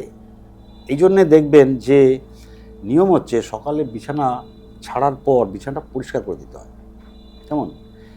তার কারণ হচ্ছে খাট বিছানা আমাদের জ্যোতিষ শাস্ত্র মতে ওটা হচ্ছে শুক্রের, আর শুক্রের সাথে ডাইরেক্ট লক্ষ্মীর কিন্তু সম্পর্ক। আমি যখন খাটে বসে খাচ্ছি তখন কিন্তু আমি লক্ষ্মীকে খারাপ করে দিচ্ছি। ওকে, এইবার খাটের মধ্যে এক ফোঁটাও খাওয়া উচিত না, মানে চা বিস্কিটও খাওয়া উচিত না বসে? উচিত নয়। এখন অনেকে চা বিস্কিটটা খাচ্ছে, কিন্তু অন্ন যেটাকে বলে ভাত, এটা খাওয়া একদমই উচিত নয়। আচ্ছা। দ্বিতীয়ত হচ্ছে যে বর্তমানে দেখুন সবারই একটু শারীরিক সমস্যা থাকে, বিশেষ করে একটু বয়স্ক হয়ে গেলে হাঁটুতে ব্যথা, কোমরে ব্যথা। আর যখন আপনার বাড়িতে টেবিল চেয়ার থাকবে, তখন আপনি শীতকালে মেঝেতে বসতে পারবেন না, তো ঠিক কথা, তাই না? তো টেবিল চেয়ারে বসলে মানে ভুল কিছু নয়। আগেকার দিনেও টেবিল চেয়ার ছিল, আগে দেখবেন এই রকম কনসেপ্টের টেবিল চেয়ার না হলেও একটু নিচু, ওই যে দেখবেন গুজরাটের দিকে আছে, হ্যাঁ হ্যাঁ, ছোট টুল টাইপের, হ্যাঁ টুল টাইপের, ওতে বসে খেত, কেমন? তো টেবিল চেয়ারে বসেও খাওয়া যায়। এবার হচ্ছে এই যে হাতে করে জলটা আমি দিলাম, এবার ব্রাহ্মণদের বিশেষ করে যাদের পইতে হয় তাদের একটা নিয়ম আছে যে পঞ্চদেবতাকে অন্ন দিতে হয় খাওয়াটা শুরু করার আগে, সামান্য এক দানা দু দানা করে ভাত নিয়ে, তারপর ওখানে একটা মন্ত্র আছে, ওই মন্ত্রটা বলে ওখানে জল দিতে হয়। আচ্ছা, ঠিক আছে, একই জিনিস। আবার যাদের ধরুন দীক্ষা হয়েছে তারাও করতে পারে, একটু থালার চারপাশ দিয়ে একটু জলটা দিয়ে আমি যে মন্ত্রটা বললাম এই মন্ত্রটাও সে বলতে পারে, ঠিক আছে। অসংখ্য মন্ত্র আছে খাবার আগে বলার, ঠিক আছে। তার মধ্যে এইটা হচ্ছে সব থেকে, মানে এটা আমার গুরুদেব বলেছিলেন যে এটা বলবে, এর অর্থ অনেক ব্যাপক, ঠিক আছে। তো আমার এইটা খুব ভালোও লাগে, এই মন্ত্রটাই বলি যে আমি তো খাচ্ছি না, ব্রহ্ম খাচ্ছেন, ঠিক আছে। আচ্ছা, এটা তো গেল খাওয়ার ক্ষেত্রে। এবার এমন কোনো একটা মন্ত্র আমাদের দর্শকদের জন্য যদি বলেন যে যেটা প্রত্যেকদিন পাঠ করা উচিত। দেখুন, সব থেকে প্রথম কথা হচ্ছে যে যখন আমি কোনো কাজে বেরোচ্ছি, প্রতিদিনের কাজ হোক বা আমি কোনো বিশেষ কাজে যাচ্ছি, তখন একটা মন্ত্র আমি যেমন আমি নিজেই পাঠ করি মনে মনে, ওম বক্রতুণ্ড মহাকায় সূর্যকোটি সমপ্রভঃ নির্বিঘ্নম কুরু মে দেব সর্বকার্যেষু সর্বদা। ঠিক আছে, শুধু এইটুকু বলে যদি আমি দরজার বাইরে মানে ভেতরে দাঁড়িয়ে যদি আমি বলে মনে মনেই বললাম, ঠিক আছে, এইটা বলে যদি আমি বাইরে পা রাখি, তাহলে কিন্তু দেখা যায় আমার অনেক বাধা বিঘ্ন এটা আমার নাশ হয়ে যায়। ঠিক আছে, কারণ আমি সব কিছু আমি কাকে দিলাম না, শ্রী গণেশকে দিয়ে দিলাম। ঠিক আছে, এবং আমাদের দেখবেন সমস্ত পুজো শুরু করার আগে কিন্তু গণেশের পুজো একদম। আগে হবে প্রথমে। তো গণেশজির মন্ত্র আছে ওম গম গণপতয়ে নমঃ। ঠিক আছে, এটা মানুষ নিয়মিত জপ করতে পারে তেমন। আর আমি যেটা বললাম যে বক্রতুণ্ড মহাকায় সূর্যকোটি সমপ্রভ নির্বিঘ্নম কুরু মে দেব সর্বকার্যেষু সর্বদা, এটাও জপ করতে পারে কোনো কাজে যাওয়ার আগে। ঠিক আছে, তো এই দুটো যদি সে নিয়মিত করতে পারে, তার কিন্তু দেখা যাচ্ছে যে অনেক বাধা বিঘ্ন অনেক কিছু নাশ হয়ে যায়। আচ্ছা, এবার যার সংসারের সমস্যা, কলহ, এই যে ব্যাপারটাও বলছিলেন, তো কলহ কমানোর জন্য কি মন্ত্র পাঠ করা উচিত? কলহ কমানোর জন্যে প্রচুর মন্ত্র আছে, আগে সেটা দেখতে হবে যে তার মানে কোন দিক থেকে সে কলহ। ধরে নিলাম হাজবেন্ড ওয়াইফের মধ্যে মনোমালিন্য, বলছি হাজব্যান্ড ওয়াইফের মধ্যে। তো এবার দেখা যায় কি, প্রথমত আমরা যারা জ্যোতিষ চর্চা করি, আমরা প্রথমত কি করি, আগে দেখি যে কোন গ্রহের কারণে হচ্ছে। ঠিক আছে, দেখা গেল যে কলহ বিবাদটা হয়তো শনির কারণে হচ্ছে বা মঙ্গলের কারণে হচ্ছে, তো রাহুর কারণে হচ্ছে। তখন যদি দেখা যায় রাহুর কারণে হচ্ছে, তখন আমরা তাকে শিব পুজো করতে বলি, কেমন, এবং ওং রাং রাহবে নমঃ এই মন্ত্রটা, বা তার সপ্তমপতি যে আছে তার মন্ত্রটা আমরা জপ করতে বলি। এছাড়া দুজনের মধ্যে যদি পরস্পরের অ্যাট্রাকশান বাড়ানো দুজনের মধ্যে, তখন হচ্ছে গৌরী মন্ত্র আছে। ঠিক আছে, আচ্ছা, ওটা অনেকটা বড় একটু মন্ত্রটা। এই মন্ত্রটা যদি স্বামী স্ত্রী উভয়ে এটাকে পাঠ করতে পারে, তাহলে কিন্তু দুজনের মধ্যে আস্তে আস্তে বন্ডিংটা আবার ঠিক হয়। ওকে, ঠিক আছে, তারপরে লাভ লাইফটা অনেক ভালো হয়। লাভ লাইফটা অনেক ভালো হয়। ঠিক আছে, এটা গৌরী মন্ত্র আছে একটা, শিব গৌরী মন্ত্র বলা হয়। এটা অনেকটা বড় স্ট্যাঞ্জা, একটু স্তোত্র, এটা ঠিক মন্ত্র না, স্তোত্র আচ্ছা, বলা একটা হয়। জায়গা থেকে বলুন, সেটা হচ্ছে এই যে বলে মহামৃত্যুঞ্জয় মন্ত্র শোনা উচিত, তাতে শরীর স্বাস্থ্য ভালো থাকে, তো সেই ক্ষেত্রে কি শুনলে কাজ হয় না নিজেকে পাঠ করলে কাজ হয়? না, দেখুন এইটা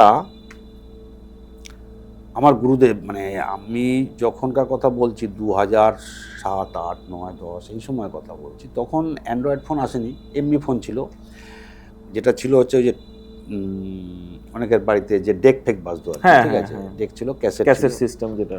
তো এখন ঘটনা হচ্ছে কি যে তখন ফোনে চিপ ছিল, তো এবার লোকে চিপে শুনতো গান বা মন্ত্র পাঠ করছে। তো আমার গুরুদেব বলতেন কি যে মন্ত্র শুনে কি হবে, ওটা মানে মন্ত্রের কাজটা কি করে দেখুন, বর্ণ আছে না, স্বরবর্ণ ব্যঞ্জন বর্ণ। তো আমরা যখন কোনো একটা পার্টিকুলার, যেমন তালব্য বর্ণ একটা আছে, ঠিক আছে, কণ্ঠবর্ণ, ওষ্ঠবর্ণ, যেটা ওষ্ঠবর্ণ সেটা কী হচ্ছে, ওষ্ঠ দিয়ে ওটা কাজ করছে। কণ্ঠবর্ণ মানে কণ্ঠ থেকে শ্বাস নিয়ে বেরোচ্ছে। তালব্য বর্ণ মানে আমার উপরে তালুতে গিয়ে আমার জিভটা টাচ করছে। তো এই মন আমরা যখন কথা বলি, এই জন্যে বলা হয় যে শব্দ ব্রহ্ম, কাউকে খারাপ কথা বলতে বারণ করা হয়। তার কারণ হচ্ছে শব্দ, আমি যেটাকে বললাম সে কাউকে গিয়ে হার্ট করলো। একটা খারাপ কথা যদি আপনাকে আমি বলি, আপনি হয়তো কিছু করলেন না আমাকে, কিন্তু আপনি মনে মনে তো হার্ট হয়ে গেলেন, তাই না? তো শব্দ ব্রহ্ম, এই জন্যই বলা হয়, নাদ ব্রহ্ম বলা হয়। এখন মন্ত্রটা যখন আমি পাঠ করছি, তখন সেই মন্ত্রটা কি করে, মন্ত্রটা আমার শরীরের মধ্যে ঠিক পিয়ানোতে যেমন আমরা বাজাই বা হারমোনিয়াম বিভিন্ন বাজাই, পয়েন্টগুলোকে অ্যাক্টিভেট করে। পয়েন্টগুলোকে অ্যাক্টিভেট করছে। আচ্ছা, তাহলে আমার শুনে তো কোনো, শুনে হয়তো আমার মনটা ভালো হচ্ছে, কিন্তু আমার কাজের উদ্দেশ্য হচ্ছে না। আমি তম্বকম যজামহে সুগন্ধিম পুষ্টিবর্ধনম উর্বারুকমিব বন্দনান মৃত্যুর মুক্ষিও মহামৃতাৎ, সকালবেলা 10 বার শুনে ফেললাম, আমি চালিয়ে দিলাম বাড়িতে, অনেকে সকালবেলা চালিয়ে দেয়, বা ইনফ্যাক্ট বহু মানুষের অফিসেও আমি দেখেছি সব সময় চলছে। অফিসে চলছে, ওটা শুনে কোনো লাভ নেই। একটা সময় কিন্তু আপনার নিজেরই ওটা মানে খারাপ লাগবে, মানে কন্টিনিউস একই জিনিস বেজে যাচ্ছে। বরঞ্চ ওটা যদি আমি 10 বার নিয়মিত, মিনিমাম কমপক্ষে 10 বার যদি আমি পাঠ এবং উচ্চারণ করে, মনে মনে নয়, না মনে মনেও করা যায়। তার কারণ হচ্ছে, কিন্তু তাতে তো ওই বর্ণগুলো অ্যাক্টিভেট হবে না, ওই সাউন্ড ভাইব্রেশনটা তো হলো না। মন্ত্র জপের কিন্তু একটা জিনিস হচ্ছে অজপা জপ, যেখানে ঠোঁটও নড়বে না, জীবও নড়বে না, এটা একটা জপ আছে। কিন্তু সেই অবধি যেতে আগে বলে দেওয়া হয় ওই জন্যে যে প্রথমে ঠোঁট নাড়িয়েই জপ করো, সাউন্ড না করে। মানে আমি বলছি ধরুন এরকম, এরকমভাবে, মানে আমি বলছি কি বললাম, ওম ত্রম্বকম যজামহে বললাম আমি, ঠিক আছে। এইবার এটা আস্তে আস্তে করতে করতে একটা সময় দেখা যায় যে মনটাকে যখন আমার স্থির হচ্ছে, তখন এবার ওটা অজপাতে নিয়ে যেতে হয়। ওকে। কিন্তু অজপা করা খুব কঠিন, তার কারণ অজপা যখন জপ হবে তখন আমি সব কাজই করছি, কিন্তু আমার জপ চলতে থাকছে, কিন্তু আমার কিন্তু অন্যদিকে মাইন্ডটা রয়েছে। কেমন জপ আমার ভেতরে চলছে, এটা খুব কঠিন, ভীষণ কঠিন জিনিস, ওই অবধি যাওয়া খুব কঠিন। মানে পুরো মনটাকে দুটো স্প্লিট করে দেওয়া, কাজের ক্ষেত্রেও আছেন অথচ মনের পিছনে জব চলছে। হ্যাঁ, কিন্তু আমার জব চলছে ভেতরে ভেতরে, ঠিক আছে, মানে আমার নিঃশ্বাস প্রশ্বাসের মধ্যে তখন জব চলছে। খুব টাফ, এটা খুব টাফ, কিন্তু করতে পারলে এটাই হচ্ছে আসল জব বলা হয়। তো মন্ত্র যখন আমি প্রাইমারিলি, আমি যেমন ধরুন অনেককে, কোনো মা বাবা এসছে যে বাচ্চা হয়তো পরীক্ষা, ঠিক আছে, খুব ছোট বাচ্চা না হলে আমি বয়সটা দেখে নিলাম যে কত, একদম ছোট বাচ্চাদেরকে দিয়ে করানো যায় না, কারণ চঞ্চল, ঠিক আছে। একটা 5-7 বছরের বাচ্চা, সে তো তার তো একটু খেলার দিকে মন থাকবে, ওটা ন্যাচারাল ব্যাপার। কিন্তু যখন একটু মোটামুটি বড় হয়েছে, তার হয়তো একটা কম্পিটিটিভ পরীক্ষা আছে, মন ফোকাস করতে পারছে না, তখন আমি কী করি, আমি তো বললাম ঠিক আছে তুমি একটু গণেশের মন্ত্র জপ করো, সঙ্গে একটু ওম নমঃ শিবায়টা জপ করো, আসনে বসে, তারপরে তুমি একটা সরস্বতীর মন্ত্র জপ করো। এই 3টেকে তুমি 10 বার মোট তুমি জপ করো, বেশিক্ষণ সময় লাগবে না। হ্যাঁ, তোমার মন ফোকাস হচ্ছে না, তুমি বসতে পারছো না, তোমার সামনে একটা বড় পরীক্ষা আছে, তো আমাকে 5 মিনিট সময় দাও না, 5টা মিনিট তুমি ওই মন্ত্রটাকে সময় দাও, কেমন তোমার হবে। তো এরকম বলেছে, হ্যাঁ আমার আস্তে আস্তে মাইন্ড ফোকাস হচ্ছে। প্রথম কথা হচ্ছে মনকে কন্ট্রোল করেন তো শিব, কারণ আমাদের মনের কারক হচ্ছে চন্দ্র, তো চন্দ্রকে কন্ট্রোল করছে শিব। ওকে, তো শিবকে যদি আমরা প্রসন্ন করতে পারি, এই জন্য চন্দ্রের জন্য আমরা শিব পুজো দিই। হ্যাঁ, চন্দ্র খারাপ থাকলে আমরা শিব পুজো দিই। তো শিবকে যদি আমরা প্রসন্ন করতে পারি, আর শিব হচ্ছেন কি, শিবটা অ্যাকচুয়ালি স্থির, তিনি যে ধ্যান মুদ্রায় বসে আছেন, ধ্যান রূপে, ঠিক আছে, ওই যে ধ্যান রূপে তিনি তো বসা, তার মানে তিনি খুব রেয়ার ওঠেন, তিনি তো ওঠেন খুব কম, তাকে জাগাতে গেলে অনেক কসরত করতে হয়। তাকে জাগিয়েছিল কে, মা পার্বতী তাকে জাগিয়েছিল বিয়ে করার জন্যে, কিন্তু সামনে এগিয়ে দেওয়া হলো মদনকে, মানে কামদেবকে। ওই যে তিনি জাগবেন আর ত্রিনয়নটা তার খুলবে, ও সামনে যে পড়বে সে তো ভস্ম হয়ে যাবে, তাহলে তিনি প্রথম চোটে কামদেবকে মেরে দিলেন। ওই যে তার আগুন, উনি নিজেও জানেন না, ত্রিনয়ন যেই খুললো, আগুনের হলকা বেরিয়ে সামনে দাঁড়িয়েছিল কামদেব, তাকে জ্বালিয়ে দিলেন, তাকে যদি আবার প্রাণ ফিরিয়ে দিলেন, ঠিক আছে। তো এইটা হচ্ছে যে পার্বতী সামনে গেলেন না, তাকে ঋষিমুনিরা সামনে যেতে দিলেন না। হ্যাঁ, কিন্তু তার ওই যে ধ্যান ভঙ্গ করা ভয়ঙ্কর ব্যাপার, তিনি রেগে গেলেন আমার ধ্যান ভঙ্গ করেছে, তাহলে ও নিশ্চয়ই করেছে, ঠিক আছে। তাহলে এই যে শিব, তিনি হচ্ছেন কি স্থির একদম, তো তাকে পুজো করা, এবং সবথেকে বড় কথা, শিবকে পুজো করলে সব দেবী দেবতার পুজো হয়ে যায়। আপনার মতে খুব সহজে বাড়িতে শিবকে কিভাবে পুজো করলে শিব খুশি হবেন? সবথেকে দেখুন, শিব পুজো করার সবথেকে সহজ উপায়ই হচ্ছে যে সামান্য একটু জল, যদি গঙ্গা জল হয়, এবার হয়তো কারোর এমন জায়গায় তিনি থাকেন যেখানে গঙ্গা অনেক দূরে, যেমন উত্তরবঙ্গ, তো গঙ্গা, যদি আজকাল গঙ্গা পাওয়া যায়, গঙ্গা জল সব জায়গায় পাওয়া যাচ্ছে, তো গঙ্গা জল না পেলে শুদ্ধ জল দিয়ে জাস্ট ওম নমঃ শিবায় এইটুকু বলা, যদি একটা বেলপাতা পাওয়া যায়, একটা বেলপাতা দিলেই উনি সন্তুষ্ট হন, এটা নিয়ম, ওনাকে একটা বেলপাতা দিলেও হবে। এবার হচ্ছে যে কখন, আমার কাছে অনেকে বলেন যে আমি তো সকালে অফিস চলে যাই, খুব তাড়াহুড়ো থাকে, আমাকে 6টায় উঠে বেরিয়ে যেতে হয়। আমি বললাম যে আপনার, তাকে বলবেন আধ ঘন্টারও আগে উঠতে না, চিন্তার কোনো ব্যাপার নেই, আপনি রাতে করুন, আপনাকে তো ভগবান বলেনি যে রাতে আমাকে জল দিবি না। কিন্তু আমি একটা জিনিস ভাবি যে প্রত্যেকদিন জল দিলে ভগবানের ঠান্ডা লাগবে না?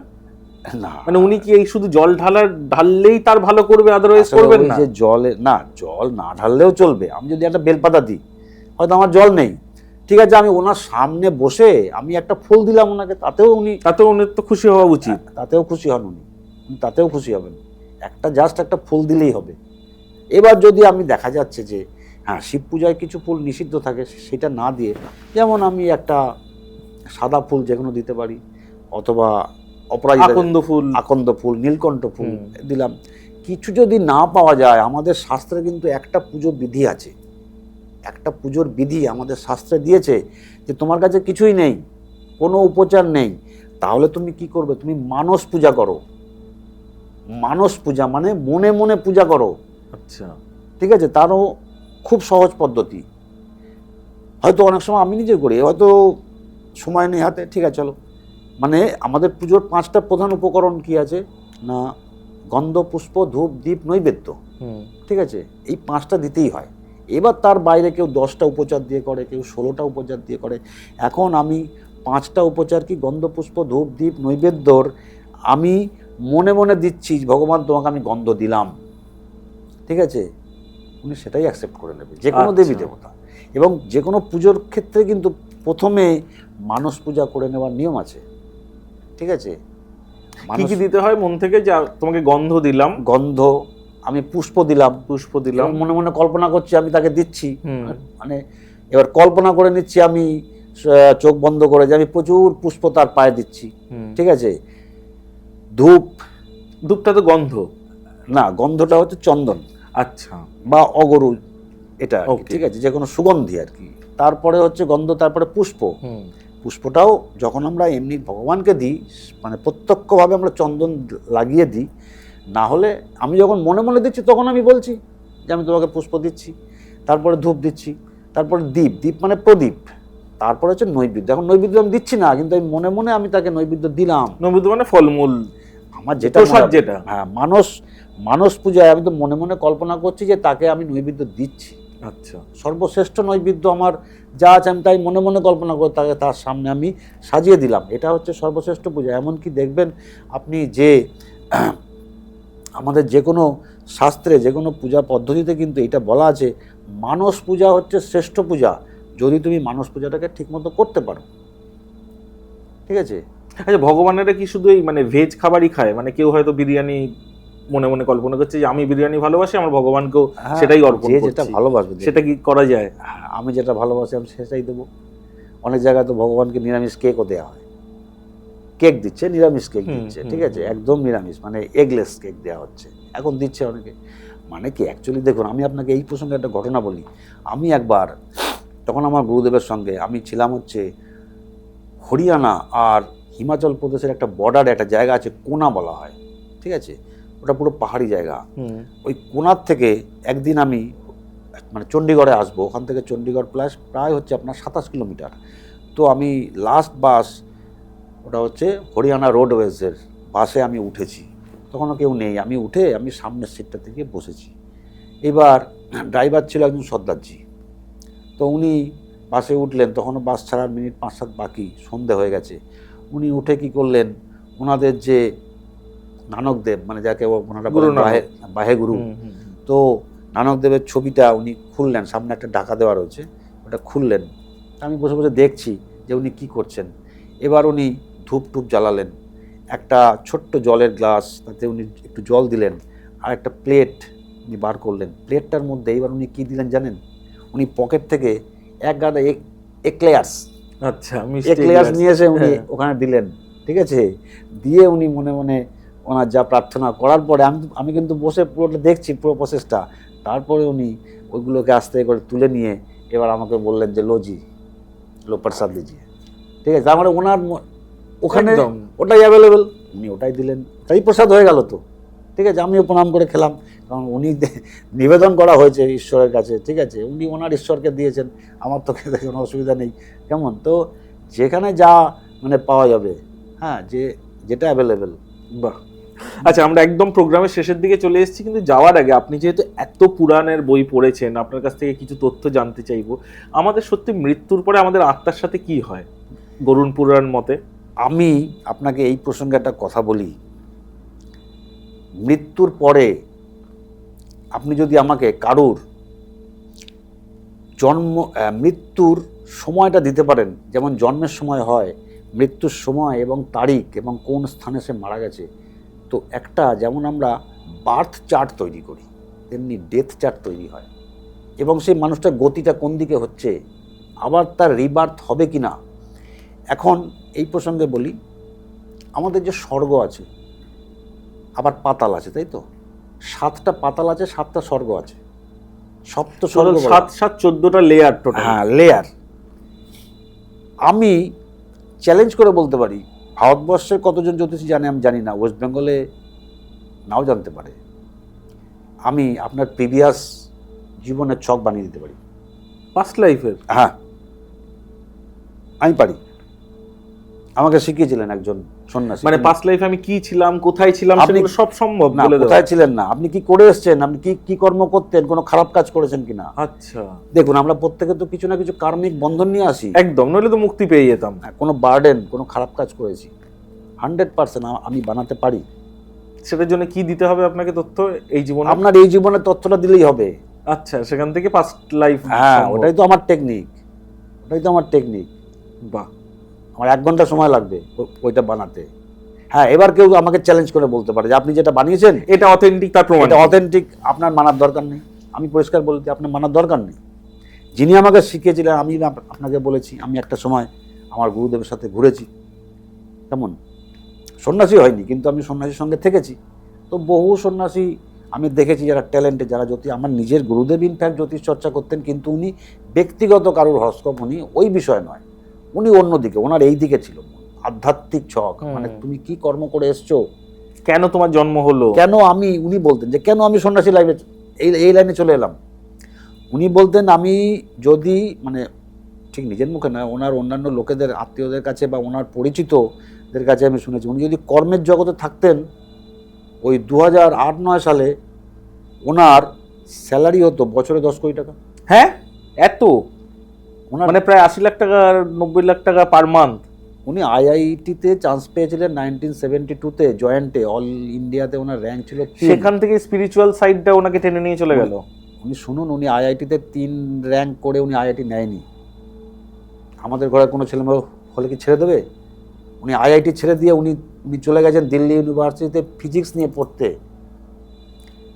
ওনার মনে হয়েছিল, উনি বলতেন যে ফিজিক্স, কেমিস্ট্রি, ম্যাথ এর মধ্যে ঈশ্বর লুকিয়ে আছে। ঠিক আছে, তারপরে উনি মাস্টার্স করার পরে ইউপিএসসি প্রিলিমিনারিতে ওনার র্যাঙ্ক ছিল 10th, মানে 10-এর মধ্যে উনি র্যাঙ্ক করেছে, কোনো রকম কোচিং না করে। মানে কতখানি ট্যালেন্ট, কতখানি ব্রিলিয়ান্ট মানুষ, এটা বুঝুন। উনি ইউপিএসসিও নেয়নি। তারপরে উনি গেলেন আইআইএম আহমেদাবাদে। ঠিক আছে, মানে একবারই ক্যাট দিলেন, একবারই চান্স, এক চান্সেই। ওখান থেকে উনি 2 বছর ক্যাম্পাসিং থেকে চাকরি পেয়ে 2 বছর চাকরি করেছিলেন জাস্ট। তারপরে উনি চাকরি ছেড়ে দিয়ে উনি ঈশ্বরকে জানার জন্যে, উনি আমাকে বলতেন আমি ঈশ্বরকে জানার জন্য বেরিয়ে পড়লাম। সারা বিশ্ব পরিক্রমা করেছি, সারা বিশ্ব। কতটা পৌঁছতে পারলেন ঈশ্বরের কাছে? উনি বলছেন আমি আরব দেশেও গেছি, সাইক্লিং করে করে উনি যেতেন, সাইকেল চালিয়ে চালিয়ে আরব দেশে গেছি।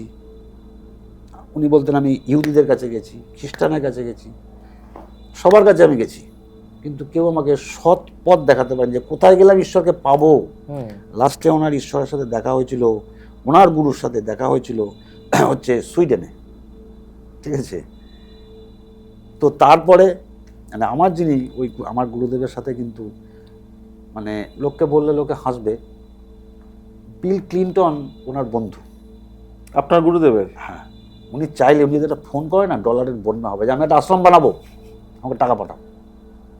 বহু লোক ওনার কাছে আসে, আমি যখন ছিলাম ওনার কাছে, হ্যাঁ ঠিক আছে, আমার টাকা নিয়ে বলে মহারাজজি বানাই। উনি আপনার সঙ্গে এটা শেয়ার করেনি যে সত্যি মানে ঈশ্বর আছেন, মানে ঈশ্বর কোথায় আছেন? ঈশ্বর আছেন, স্বর্গে আছেন, স্বর্গটা কোথায়? দেখুন উনি বলতেন কি, everything is predestined by mother nature. ঠিক আছে, মাদার নেচার মানে প্রকৃতি। আজকাল দেখবেন এই যে বর্তমানে চলছে ইউনিভার্স, ওই মাদার নেচার একই। সেই মাদার নেচার আমাদের সব কিছু প্রিডেস্টিন করে রাখে। এবার আপনি যদি বলেন যে ঈশ্বরের প্রমাণ কি, উনি আমাকে একটা প্রমাণ করতে বলেছিলেন। আমরা নর্মদার তীরে থাকতাম, তো নর্মদার তীরে আমার নিজের ব্যক্তিগত জীবন আমি বলি আপনাকে, যদিও আমার গুরুদেব বলতেন এগুলো কাউকে বলবে না, বললে লোকে তোমাকে নিয়ে হাসবে। না, তবু শেয়ার করুন। আমি যখন বেরোই মানে গুরুর খোঁজে, তো আমি ওখানে পৌঁছেছি, আমার কেউ নেই ওখানে, আগে পিছে কেউ নেই, কাউকে আমি চিনি না। আমি কিন্তু এক আক্ষরিক অর্থে ফুটপাতে থাকতাম।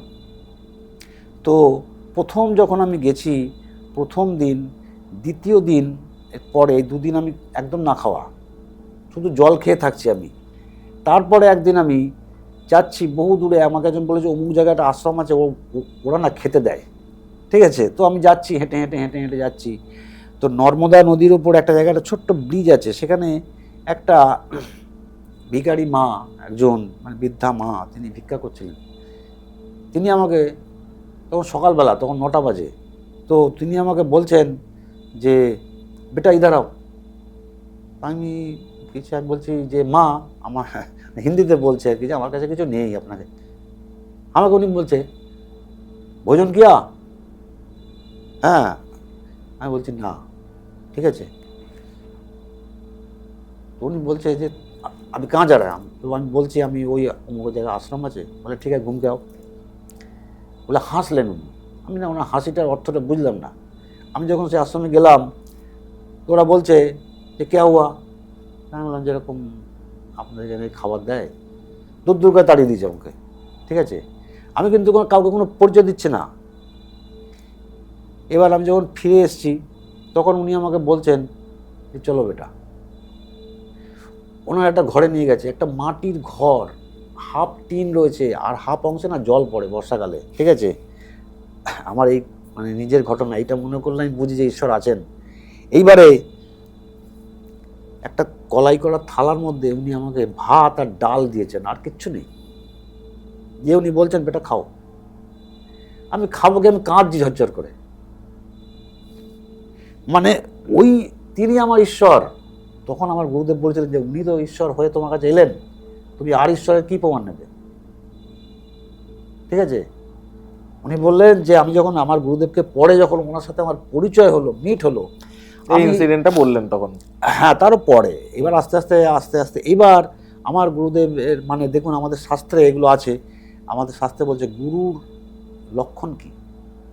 রামকৃষ্ণদেব বলতেন গুরুকে দিনে দেখবে রাতে দেখবে, দিনে একরকম রূপ, রাতে একরকম রূপ গুরুর। তো আমার গুরুর কাছে যখন আমি প্রথম ওনার সাথে দেখলাম, আমার মনে হলো যে এই মানুষটা যেন কত জন্ম জন্মান্তরে আমার এর সাথে আমার চেনা, আমি যেন চিনি এর ভাইবসটা এত সুন্দর। আমি যখন ওনার পায়ে পড়ে বলছি যে আমাকে আপনার কাছে রাখুন, বলে रह जाओ, कोई बात नहीं है, रह जाओ, आनंद से रहेंगे, ठीक, जो मिलेगा खाएंगे। ঠিক আছে। তো এই যে তারপরে যখন আমি ওনাকে একদিন বললাম যে জানেন আমার সাথে যখন আমি প্রথম এখানে আসি আমার সাথে এরকম একটা ঘটনা হয়, তো উনি বললেন যে यही तो ईश्वर का प्रमाण है भाई, तुमको 2 दिन से भोजन नहीं मिला था, ठीक है ना, और वो माता जी तुमको भोजन दे दिया, तुमको जानता भी नहीं था, तुम्हें भी पहचान नहीं था, हाँ तुम भी जानते नहीं तो, और तुमको पूछ लिया कि भोजन किया। বাহ। হ্যাঁ। তো এইটা হচ্ছে ঈশ্বরের প্রমাণ। কেমন? ঈশ্বর অবশ্যই আছেন। এখন আপনি যদি বলেন তাকে আমি কোনো রূপে দেব না, একদমই তাই, সেটা সম্ভব নয়, তার জন্য সাধনা করতে হবে অনেক। এটা আমার গুরুদেব বলছেন যে দেখো তুমি যেটা দেখোনি কোনোদিন, সেটা যে নেই অবিশ্বাস করো না। না, তুমি সেটাকে দেখবে না। উনি বলছেন তুমি টিভিতে সুইজারল্যান্ড দেখছো, সিনেমার স্ক্রিনে গিয়ে সুইজারল্যান্ডকে দেখছো, বা তুমি মঙ্গল গ্রহের ছবি দেখছো, তুমি চাঁদের ছবি দেখছো, তুমি কারোর বাড়িতে ক্যালেন্ডারে একটা ঈশ্বরের মূর্তি দেখলে, কোনো মূর্তি, তোমাদের কালীমায়ের মূর্তি দেখলে, শিবের মূর্তি দেখলে, বা তার ঘরে, তোমার কিন্তু ওইটা তোমার কিন্তু গেঁথে গেছে। তুমি ওর বাইরে কিছু চিন্তা করতে পারবে না। তোমার ওই রূপটার বাইরে কিছু আসবে না। ওই রূপটাই তুমি যদি তুমি ধ্যান করো, স্বপ্ন দেখো, ওই রূপটাই তোমার কাছে আসবে। মানে আমাদের মন যেটা দেখেনি সেটা কোনোদিন কল্পনা করতে পারে না। ঠিক কথা। ঠিক আছে। এই জন্যে দেখবেন আমার গুরুদেব বলতেন, আমার গুরুদেব কিন্তু অ্যাকচুয়ালি উনি নিজে কিন্তু মূর্তি টুর্তি পূজা উনি করেন না। উনি একদম ধ্যান, মানে যেটাকে বেদান্তবাদ বলা হয়, ঈশ্বরকে উনি মানেন, ঈশ্বরকে মানেন, ঈশ্বর আছেন, মা করছেন, কিন্তু ওই লোক দেখানো যে মানে ভণ্ডামি করা, পুজো করা, এসব ওনার নেই, একদমই নেই। এবং কিন্তু তাই বলে কি ওনার ক্ষমতা নেই? বিরাট ক্ষমতা আছে, ঐশ্বরিক ক্ষমতা আছে। আমি নিজে ওনাকে দেখেছি, এতটা উনি যখন ধ্যান করছেন, এতখানি ভেসে উনি ধ্যান করছেন। এর দেখেছেন আপনি নিজের চোখে? নিজের চোখে দেখেছি, নিজের চোখে আমি দেখেছি। সর্বনাশ। কখনো কখনো যদি ওনার মুড ভালো থাকতো, আমরা পাহাড়ের ওপরে অমরকণ্টকে এই সময় আপনি জানেন না, ভোরের দিকে রাত 3টে, 3:30, 4টে, এই সময় -3-4 ডিগ্রি হয়ে যায়। সকালবেলা আপনি দেখবেন বাইরে পুরো সাদা বরফের মতো না, খইয়ের মতো পড়ে আছে, একদম সিমলা বা দার্জিলিংয়ে যেমন বরফ পড়ে সেরকম না, সেটা না, এটা কুয়াশা ওস টাইপের। হ্যাঁ, প্রচণ্ড ঠান্ডা ওখানে। কখনো কখনো ওনার মুড হলো রাত্রি 2-3টের সময় বলে উঠো, কে করেঙ্গে, বলে চলো ধুনি লাগাও, আজ তোরা সৎসঙ্গ করতে। তো বাইরে আগুন ফাগুন জ্বালানো হলো, কাঠ পাট দিয়ে জ্বালিয়ে বসে বসে গল্প। তখন উনি হয়তো কখনো কখনো উনি মুডে উনি বেদ পাঠ করতেন। আর তখন এমনই দুর্ভাগ্য, তখন সে ছোটো ফোন, তাতে রেকর্ডিং নেই। অ্যাকচুয়াল আসল যে বেদ পাঠ তখন উদাত্ত স্বরে, আর ওই রাত্রিবেলা পুরো জঙ্গল, প্রকৃতির মধ্যে মিশে যাচ্ছে। হ্যাঁ মানে তখন শুনে মনে হয় যে এই তো ঈশ্বর, হ্যাঁ এটাই তো ঈশ্বর। বাহ। কেমন? এবং এই যে বিষয়টা আধ্যাত্মিকতা, এইটা উনি বলতেন দেখো জ্যোতিষের মধ্যে আগে, যার জন্য আমি কি করি দেখুন, আগে আমি সবসময় মানুষকে বলি যে আগে আপনি রেমেডি করার আগে আপনি নিজে দেখুন আপনি কি কর্ম করে এসছেন, আপনার কর্ম কোন দিকে যাবে, ঠিক আছে, শিক্ষাটা কোন দিকে যাবে, কর্মটা কোন দিকে যাবে, কর্মের কি বার্ডেন নিয়ে এসছেন আপনি, কোন খারাপ কর্ম আপনি করে এসছেন। আপনি দেখবেন বর্তমান সময় যেটা হচ্ছে না, হাজব্যান্ড ওয়াইফকে মার্ডার করে দিচ্ছে, ওয়াইফ হাজব্যান্ডকে মার্ডার করছে, এগুলো কিন্তু সব প্রিভিয়াস বার্থ থেকে সে নিয়ে আসছে, শত্রুতা নিয়ে এসছে, ভাইতে ভাইতে শত্রুতা। অনেক সময় দেখবেন ছেলে মেয়ে হয়তো বাবা মাকেই মার্ডার করে দেয়, আজকাল তো দেখছি আমরা মিডিয়াতে, তাই না?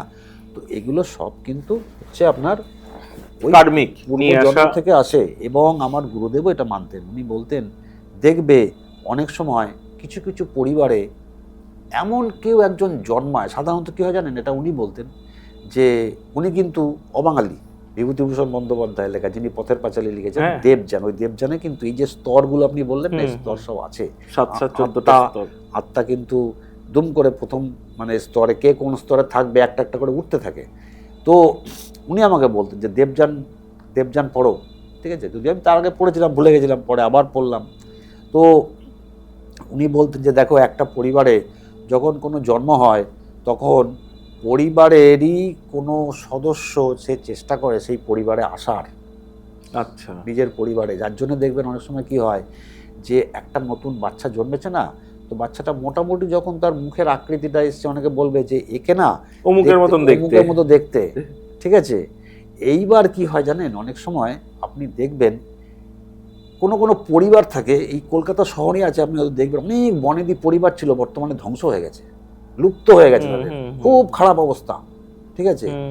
এগুলো কি হয়, তারা হয়তো তাদের কোনো পূর্বপুরুষ কোনো সময়ে কাউর সাথে এরা তো এত খারাপ করেছে বা এত খারাপ করেছে, ওর অভিশাপ তাদের একটা ব্যভিচারী জীবন থাকে, তো তার জন্য দেখা যাচ্ছে হয়তো অনেক সময় কারোর জমি কেড়ে নিয়েছে, বা ওই যে খাজনা দিতে পারেনি তাকে মার্ডার করেছে, করেছে, এই যে অন্যায়গুলো করতো সেটা তো কোথাও গিয়ে নেগেটিভ এফেক্ট করেছে। তারাই সেই বংশে আবার পরে নাতি হয়ে হয়তো জন্মে, হ্যাঁ তারা ফিরে আসে, অনেকে ফিরে এসে তারা কিন্তু ক্ষতি করে, ঠিক আছে। এইবার যদি ভালো ফ্যামিলি হয় দেখবেন সবসময়, মানে সৎ ফ্যামিলি হলে, ভালো ফ্যামিলিতে তাদের কালচার অ্যাটমসফিয়ারটা ভালো, এইবার সেখানে দেখা গেল এমন একটা কুলাঙ্গার জন্মালো যার কারণে পুরো বংশের নাম ডুবে গেল, হয় কিন্তু এরকম হয়, অবশ্যই হয়। এটা হচ্ছে কি ওই শত্রুতা নিতে, শোধ তুলতে এসে যে তোদের নাম ডোবাবো একদম, ঠিক আছে। এগুলো এখন মানুষ যদি বলবে বিশ্বাস করি না, কিন্তু এগুলো আপনি যদি একটু স্টাডি করা যায় না, দেখবেন এটা হয়। একদম।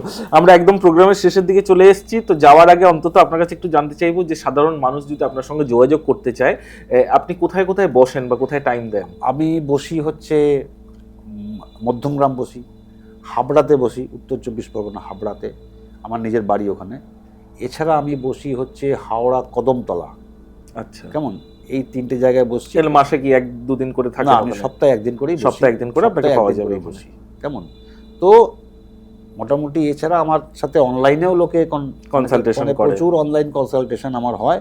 অনলাইনে আমার মানে দেখা যাচ্ছে এখন ফিজিক্যাল ক্লায়েন্টের থেকে এখন অনলাইনে বেশি প্রেসার হয়, মানুষের সুবিধাও হয়, তাতে অনেক বহু বাইরের রাজ্য থেকে আসে, যোগাযোগ করতে পারে, আসে, বিদেশ থেকেও আসে। তো একদম আমরা প্রোগ্রামের শেষে চলে এসেছি। যাওয়ার আগে আপনাদেরকে বলবো, আপনাদের এই প্রোগ্রাম কেমন লাগছে অবশ্যই আমাদের কমেন্ট সেকশনে লিখে পাঠান, এবং আপনারা কোন ধরনের আরো প্রোগ্রাম বা কোন ধরনের টপিকের ওপর আলোচনা শুনতে চাইছেন সেগুলো জানাবেন। আর যারা যারা এখনো অবধি সাবস্ক্রাইব করেননি চ্যানেলটি, অবশ্যই তাড়াতাড়ি সাবস্ক্রাইব করে নিন। তবে যাওয়ার আগে আপনার কাছ থেকে জানতে চাইবো যে ভালো থাকা অথবা নিজের লাককে আরো এনরিচ করার কোনো টোটকা আপনি যদি বলেন আমাদের দর্শককে। দেখুন, ভালো থাকতে গেলে সর্বপ্রথম যেটা হচ্ছে নিয়ম, যেটা আমি সবাইকে বলি আর কি, সেটা হচ্ছে যে খারাপ মানে কথা না বলা, কেমন, আর মানে উল্টো দিকের মানুষকে দুঃখ না দেওয়া। হ্যাঁ, দুঃখ না দেওয়া। আর সব থেকে ভালো টোটকা যেটা আমি দেখেছি, আমি নিজেও অ্যাপ্লাই করি, সেটা হচ্ছে আপনি যদি একটু জীবদের সেবা করেন, কেমন, আপনাকে বাড়িতে তুলে আনতে হবে না, আমার নিজের বাড়িতে 15-16টা কুকুর খায়, ঠিক আছে, সে আমি নিজে খেতে না পারলেও কিন্তু আগে ওদের জন্য অন্ন, ওরা আমার অতিথি, রোজ আসছে, ওরা আমার কাছে খেয়ে যাচ্ছে, ঠিক আছে। অনেকে আছে দেখবেন কুকুর বিড়ালকে মারধর করে, আমি বলবো যে আপনি কিছু করতে না পারেন অন্তত এইটুকু মারধরটা না করাই একদম উচিত, ঠিক আছে, কারণ ওরা অনেকেই আছে মানে বাড়ির সামনে বাই চান্স এলে ওপর দিয়ে গরম জল ফেলে দিচ্ছে, এগুলো লাঠি টাঠি ঢিল ছুঁড়ে আপনি মারছে, তাড়িয়ে দিন, এমনি একটা লাঠি দিয়ে ভয় দেখিয়ে তাড়িয়ে দিন, কিন্তু ওটা না করা। এগুলো কিন্তু অ্যাকচুয়ালি কি হয় জানেন, ও হয়তো আপনার কাছে এসছে কোনো মেসেজ নিয়ে, ও একটা মেসেঞ্জার, এঞ্জেল যাকে আজকাল বলছে না, এঞ্জেল, ও হয়তো এঞ্জেল হয়তো এসেছিল আপনার কাছে, কোনো একটা হয়তো আপনার কোনো বাধাকে সে নিয়ে যাবে।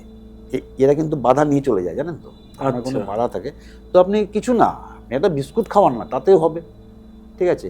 আচ্ছা, নিয়মিত এবার হচ্ছে যে আপনার যিনি ইষ্ট দেবী দেবতা, যাকে আপনার ভালো লাগে, এমন নয় যে আপনার অমুককেই পুজো করতে হবে, যাকে আপনার অন্তর থেকে ভালো লাগে আপনি তার একটু নিয়মিত পুজোটা করবেন।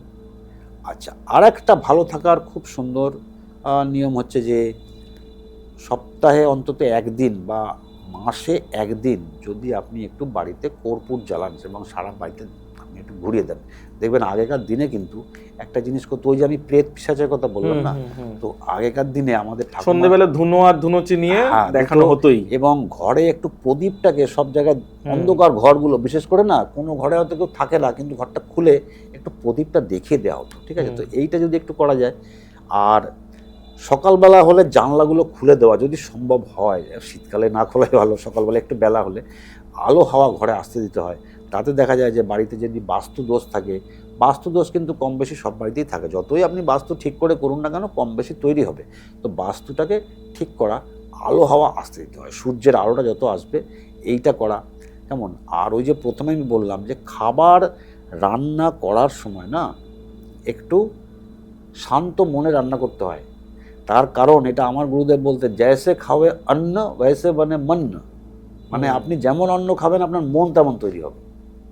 আপনি নিরামিষ খাচ্ছেন, সাত্ত্বিক আহার, আপনি বলছেন আমি তো সাত্ত্বিক আহার ভোজন করছি, কিন্তু আপনার মনের মধ্যে চলছে অন্য চিন্তা, খারাপ চিন্তা, তাহলে ওই যে আমি বললাম অন্নের যে রস, আমরা খাই কি, অন্নের তো রসটাকে নিই যে কোনো খাবারের রস, বাকিটা তো আমাদের বেরিয়ে যাচ্ছে ছিপড়ে হয়ে, তো ওই রসটা যদি ভালো না হয়, তেমন স্বাদে তো আমি খেয়ে ফেললাম কিন্তু আসল জিনিসটা আমি নিলাম না, সুতরাং ওই অন্ন তৈরি করার সময়, খাওয়ার সময় অন্তত একটু শান্তভাবে ভোজন করতে হয়। এইগুলো যদি কেউ নিয়মিত পালন করে তাহলে দেখবেন তার অনেক বাধাবিঘ্ন জীবন থেকে আস্তে আস্তে কাটছে, ঠিক আছে। মাসে একবার করে যদি বাড়িতে কোনো নেগেটিভিটি থাকে বা নাও থাকে, নেগেটিভিটি তৈরি হয় বাড়িতে কিছু কিছু, কি করতে হয়, পূর্ণিমার দিন, মাসে একটা পূর্ণিমা হয়, মাসে একটা পূর্ণিমার দিনে যদি একটা তামার পাত্রে একটু গঙ্গা জল, একটু সামান্য কাঁচা হলুদ বাটা আর একটু গরুর দুধ, মানে প্যাকেটের দুধ হলে একটু অসুবিধা হয়, গরুর দুধ দিয়ে এটা করতে হয়, সামান্য 1-2 ফোঁটা মধু, এটা দিয়ে আম পল্লব, মানে আমের শাখা যেটাকে বলে আমরা ঘটে দিই না, এটা এখন ফুল মাসিদের কাছে কিনতে পাওয়া যায়, নিয়ে স্নান টান করে বাড়ির যিনি হেড অফ দ্য ফ্যামিলি তিনি যদি না পারেন, তিনি হয়তো অফিস যাবেন, তাহলে তার ওয়াইফ যিনি আছেন তিনি ওইটাকে নিয়ে স্নান টানের পরে একদম সারা বাড়িতে যদি একটু ছিটিয়ে দেয়, ঠিক আছে, সদর দরজা থেকে শুরু করে পুরো বাড়িতে যদি একটু ছিটিয়ে দেয়, তাহলে কিন্তু বাড়িতে অনেক নেগেটিভিটি কমে এবং দেখা যায় বাধা বিঘ্ন ঘটবে, বাড়িতে শান্তি থাকে। কেমন, কী নিতে হয়, গঙ্গা জল, সামান্য একটুখানি হলুদ বাটা, এটা গুঁড়ো হলুদ দিলে না, একটু কাঁচা হলুদ এখন কিনতে পাওয়া যায় সব জায়গায়, একটু থেতো করে নেবে, একবারে একটু কিনে রেখে দিল, ওইটা দিয়েই কাজ চলে যাবে, আর সামান্য 1-2 ফোঁটা মধু আর কয়েক ফোঁটা গরুর দুধ, ব্যাস এইটুকু দিতে হবে, জলটা অনেকটা বেশি দিতে হবে, বাকিগুলো সামান্য। এইটা যদি জলটা গঙ্গা জল, গঙ্গা জল, যদি গঙ্গা জল যেখানে নেই সেখানে শুদ্ধ জল দেবে, একদম পরিষ্কার জল, পিওর যে গঙ্গা জল দিতে হবে, তার খাবার জল, ঠিক আছে, যেটা মানে পুজোতে হয়, যেখানে গঙ্গা জল থাকে না সেখানে এমনি জল দিয়ে পুজো, কলের জলে পুজো হচ্ছে, ঠিক আছে, এটা কোনো অসুবিধা নেই, তো শুদ্ধ জল দিয়ে ব্যাস এইটুকু যদি কেউ করতে পারে, মানে মাসে একবার, একটা পূর্ণিমার দিন করতে হবে, ঠিক আছে, তাহলে সকালে হ্যাঁ স্নান টান করে নেবে, ব্যাস এটা যদি করতে পারে বাড়িতে, অবশ্যই দেখবেন আস্তে আস্তে আস্তে আস্তে কিন্তু ভালো হবে, বাহ, ঠিক আছে, খারাপ না হোক ভালো হবে, আর এটা করতে কোনো খরচ নেই, একদম, আর এর কোনো সাইড এফেক্টও নেই, খরচও নেই, ডেফিনেটলি আপনারা এটা করুন এবং কেমন থাকছেন সেটাও আমাদের লিখে জানান। ভালো থাকবেন স্যার, রাধে রাধে। রাধে রাধে।